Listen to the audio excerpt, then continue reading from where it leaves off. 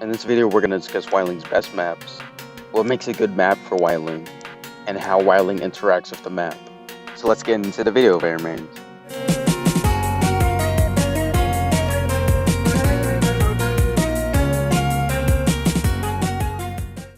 What makes a good map for Wildling? To answer this, we need to focus on how the maps affect Wildling's ability to rescue off chairs and to harass after the first rescue. Wildling's main weakness is his 4% movement debuff. He has nothing to help him rescue without using his boar. Due to his movement speed debuff, he gets to the chair slower than other survivors, which makes him more likely to have less time to rescue. Because of Wildling's debuff, he has to use map cover to get as close as possible to the rocket chair without taking any damage. This is what separates Wildling from other survivors. He may be bad at chair rescuing, but he excels at harassing. So as long as you can counteract his movement speed debuff, you can excel with Wildling. In this match, I play Wildling passively and decode first. I chose the Cypher machine because it's very close to the person who's kiting right now. First I pop the growl so I can block tinnitus. And what I want to do right now is just utilize these walls. I want to avoid line of sight. I don't want the hunter to see me, and I just want to take my time and get as close as possible.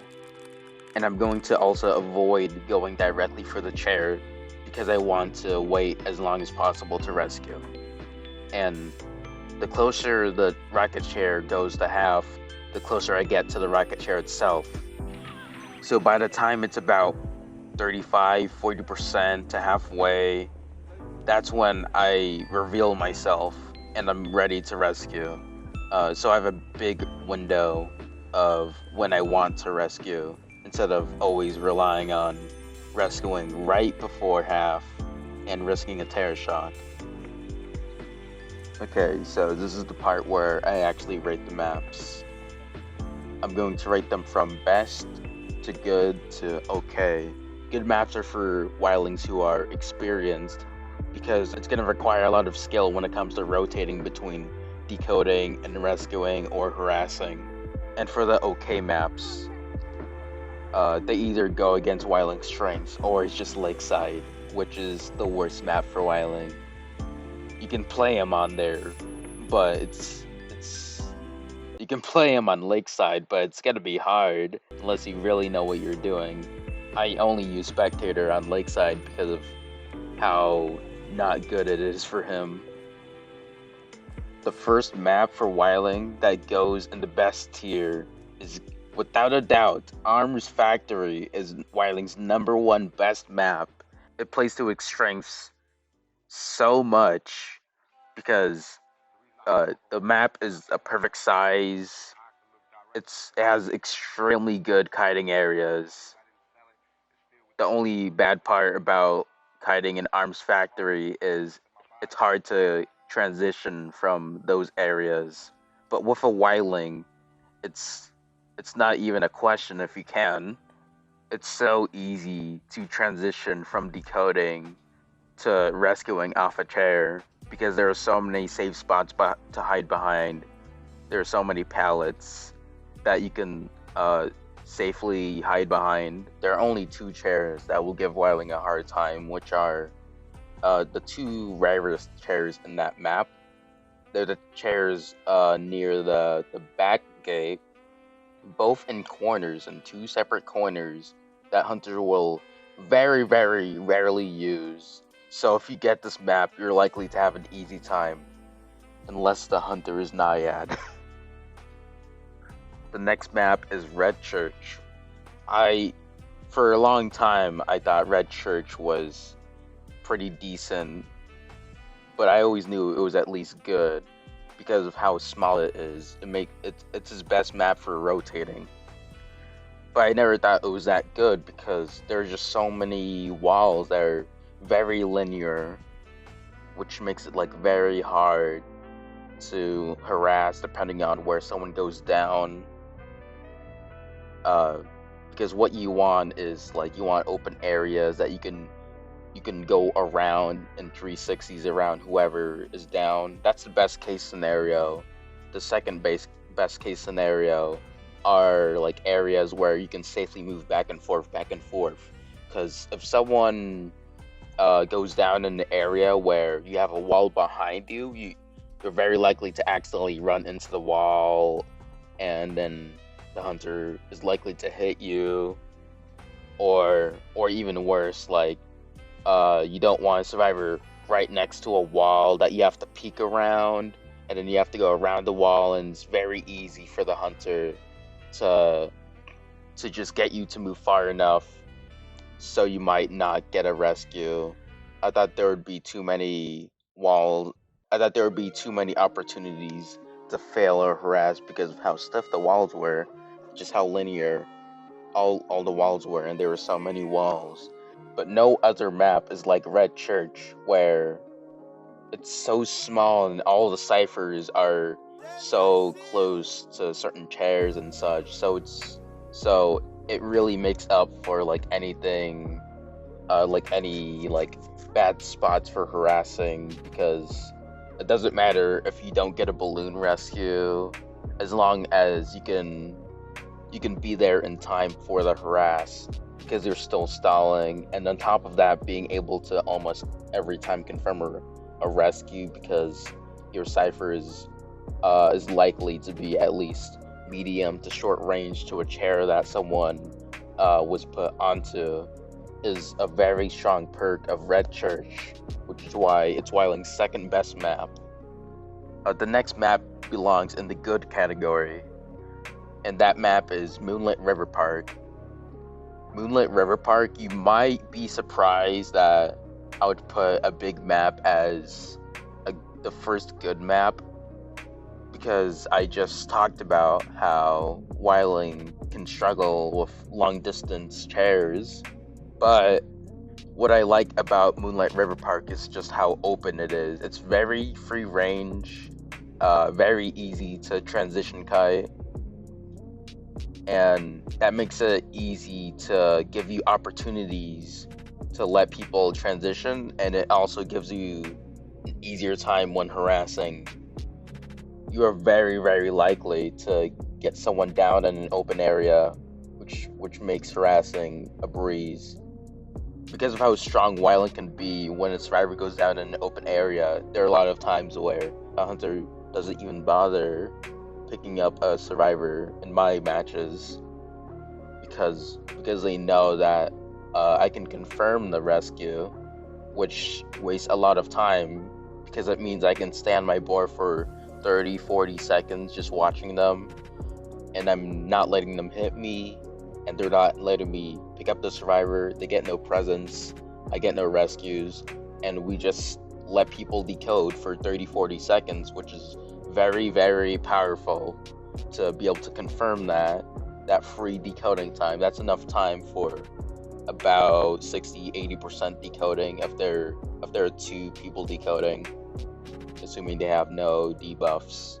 And the second thing I like about Moonlit is, yes, Wildling can't cover long distance rescues, but most of the time, if a chair is far away, Wildling is not going to be the one rescuing.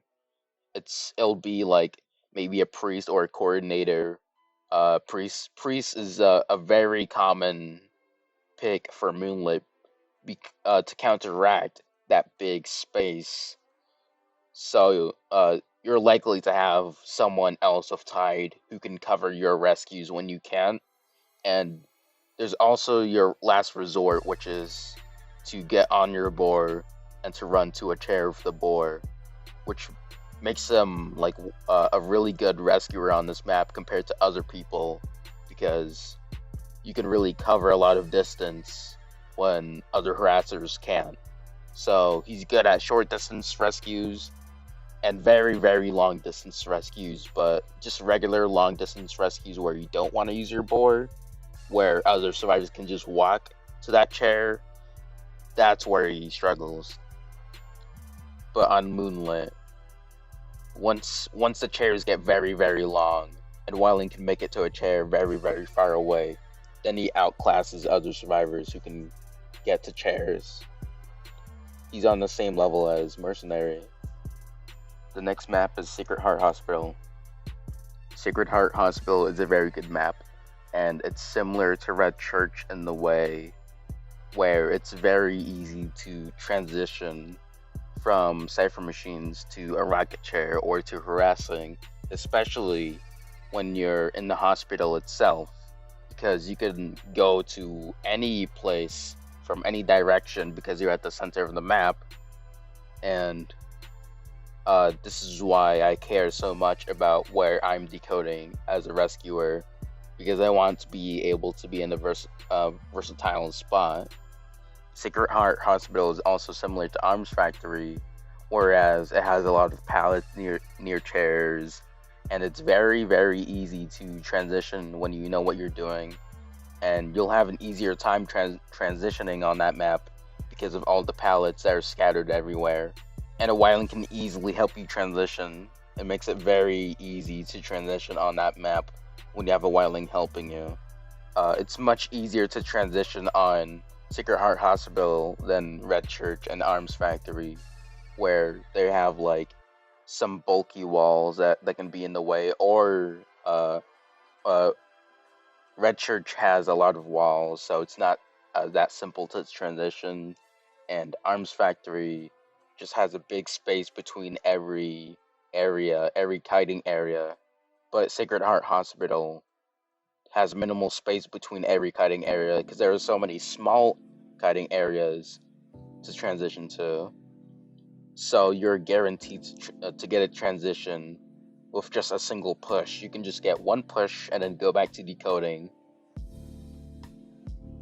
Now I'm going to talk about the OK maps. First off, we're talking of Leo's Memory. Leo's Memory used to be my favorite map, mostly for Cowboy, less for Wildling. It's not that great for transition kiting, and it's even worse when it comes to transitioning off a cipher machine to harassing, because it's a big map, and there are just so many objects, like so many large objects that will get in your way, and it's even harder to track down survivors because there's so many decorations and it's very dark. And on top of that, Wildling has a very hard time rescuing off chairs because there are not many pallets around chairs. There's a lot of open space near chairs, and even when there are pallets near chairs, it would be hard to get to those pallets to begin with.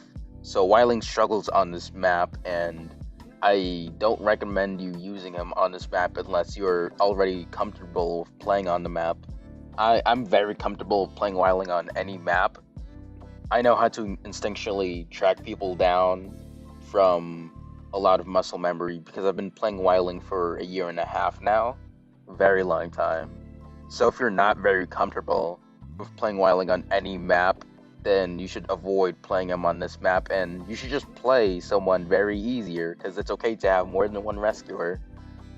I used to have Mercenary as my double rescuer for Moonlit and the Lakeside because I wasn't comfortable playing him on big maps, and that's very okay to have more than one rescuer, and it's okay to not have a harasser and just to take it easy.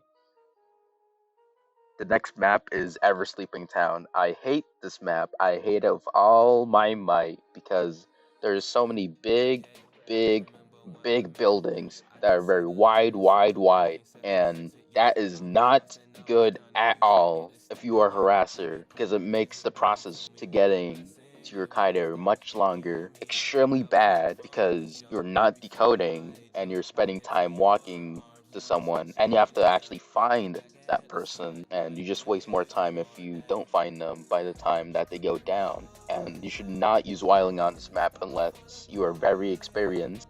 A better harasser to use on this map is Forward, because he's short range and he excels even more off harassing after a rescue better than Wildling. Wildling can harass after a rescue, but Wildling can harass after a rescue as well, but you're less likely to have an opportunity to harass before the first rescue.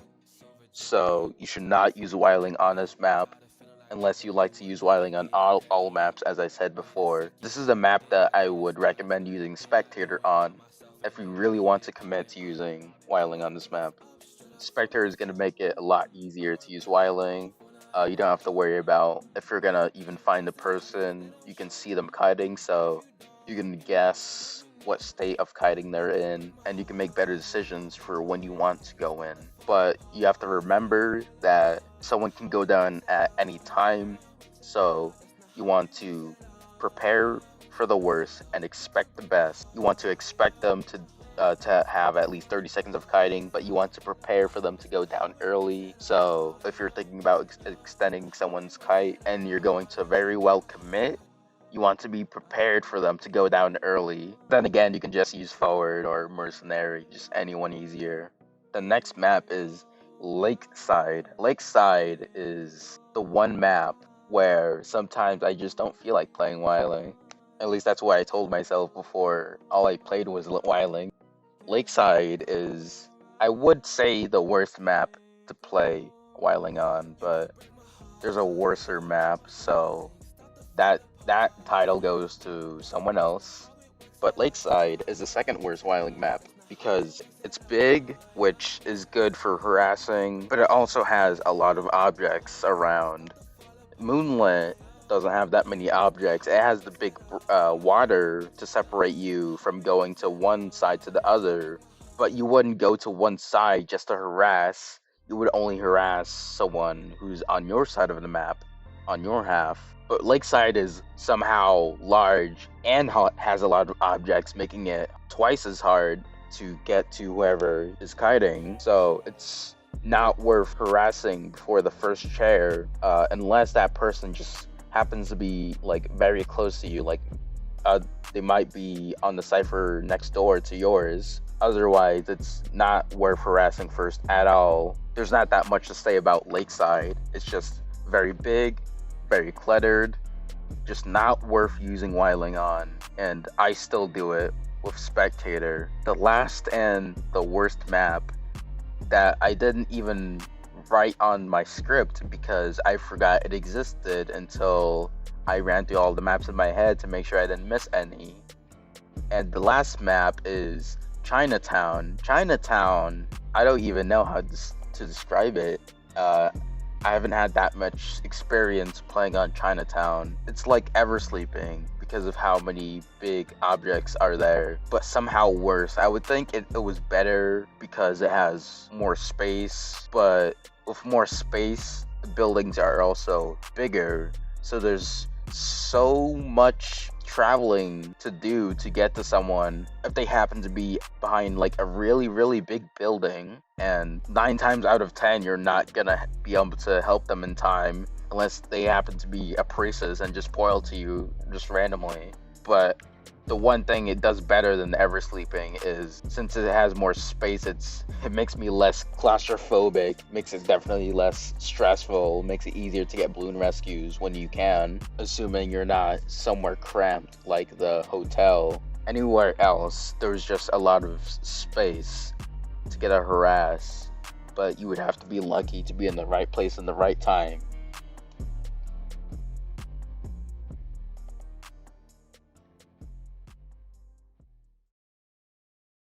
And there's the list. This took 18 minutes to record, and then about a few hours to edit all the like mistakes I made when talking.